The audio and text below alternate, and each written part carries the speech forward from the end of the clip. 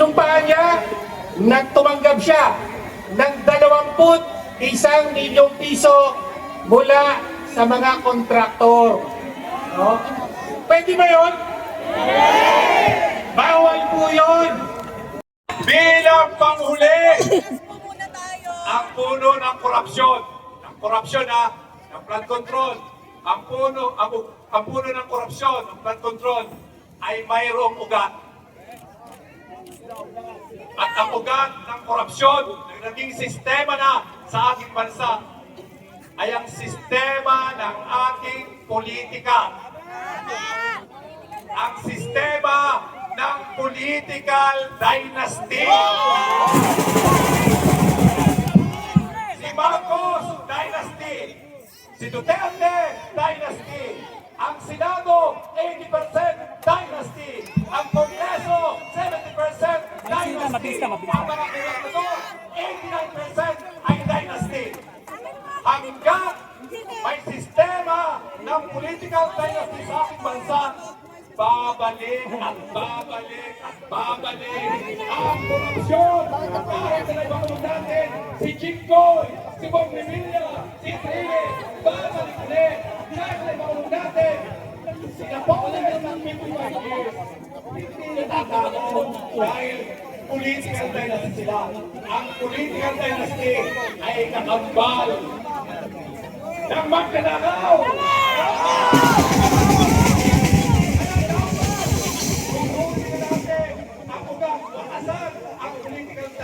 Ayaw ng Senado, ayaw ng Kongreso, ibabawal ito, ibabawal ito ng ating konstitusyon. Ayaw nilang ibabawal na. Ang bayan ang magbabawal sa politika. Mawala na ang korupsyon sa ating bansa. Mabuhay ang ating pagkakaisa! Mabuhay ang sampay ng Pilipino! Kalayan sa korupsyon!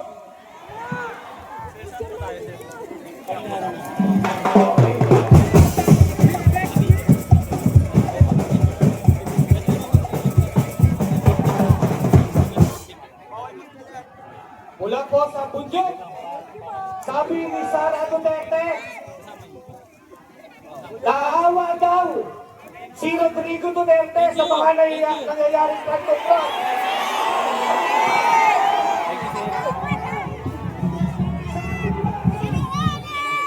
Sabi ni Marcos, kung hindi daw siya presidente, sasama siya sa atin.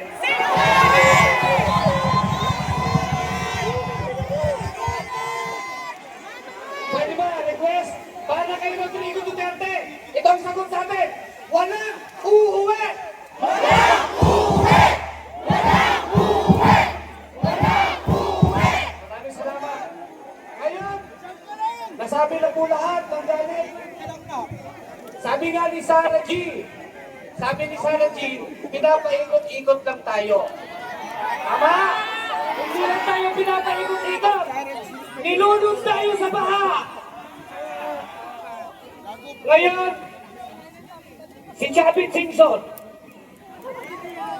isang dakilang political dynasty mula pa sa panahon ni Marcos Sr.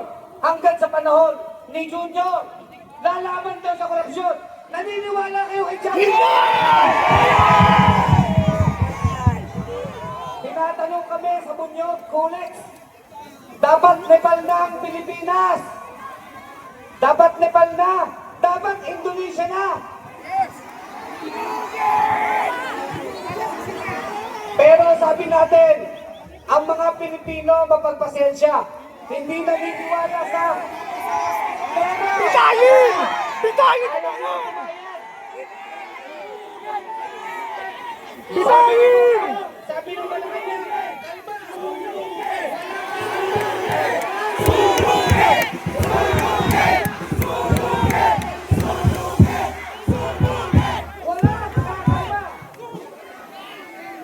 tinanong ako, Colex, naniniwala ka ba sa revolusyon?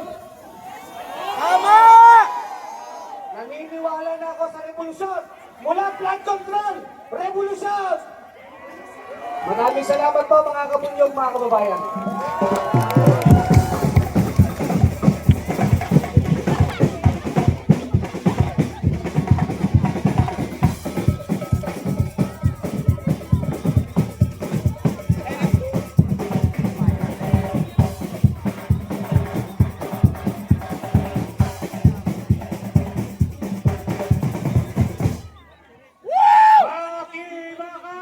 Huwag matakot! Huwag matakot! Pagpupugay po! Basta kamo po tayo! Pagpupugay!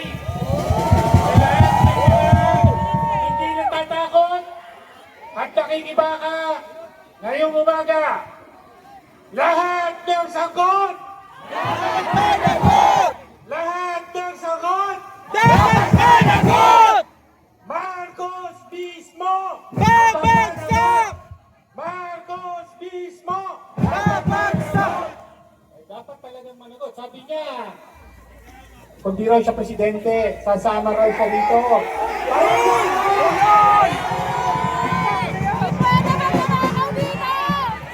Dapat managot. Bakit dapat managot? Sa kasaysayan ng Pilipinas, ang pinakamalaking pork barrel po ay ang pork barrel ni Pangulong Ferdinand Marcos Jr. No? Umaabot sa mahigit 1 trilyong piso. Sa 3 taon na siya'y Pangulo, umaabot sa mahigit sa 1 trilyong piso ang inilaan para sa flood control projects pa lamang. Ganun po kalaki ang pondong pinabaha ni Marcos Jr. sa flood control, ngunit napigilan ba ang baha? Lumulusog pa rin ba kayo sa baha? Ang dapat panagot ni Marcos, no? Ang pinakamalaki na insertion, tama po yun, napakalaki ng insertion ng Senado, napakalaki ng insertion ng Kongreso sa DPWH budget.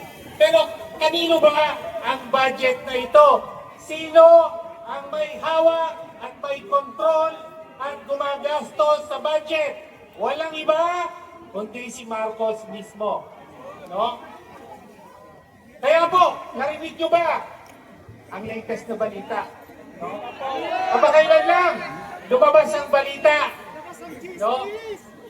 Galing mismo sa sinumpaang dokumento na sinabmit ni Marcos sa COMELEC nung siya ay tumakbo at naging presidente ng 2022.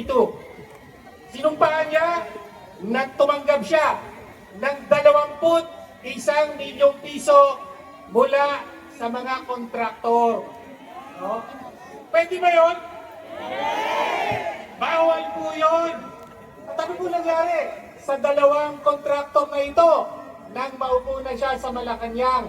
No? Tumanggap po ng limpak-impak tigta 3 bilyong piso po ng mga kontrata mula sa DPWH at iba pang ahensya ng gobyerno. Kaya tuwang-tuwa po sila sa alaga nila sa Malacanang. Kaya bawal po ito sa batas. Bawal tumanggap ang sino mang kandidato ng kontribusyon sa kampanya sa panahon ng eleksyon. No? Alam niyo ba kung anong parusa sa mga kandidatong tumatanggap o tumanggap ng donasyon mula sa kontraktor ng eleksyon? Alam niyo ba parusa? Disqualification! Pagkatanggal sa pwesto at kulong. No? Kaya, sino po ang tumanggap ng 21 milyon na donasyon mula sa mga kontraktor? Si Marcos mismo. Sino po ang tumanggap ng donasyon? Si Marcos mismo. No? Sino ang dapat ma-disqualify sa posisyong bilang presidente ng Pilipinas? Sino ang dapat ma-disqualify? Sino ang dapat ma-disqualify? Lahat ng sagot!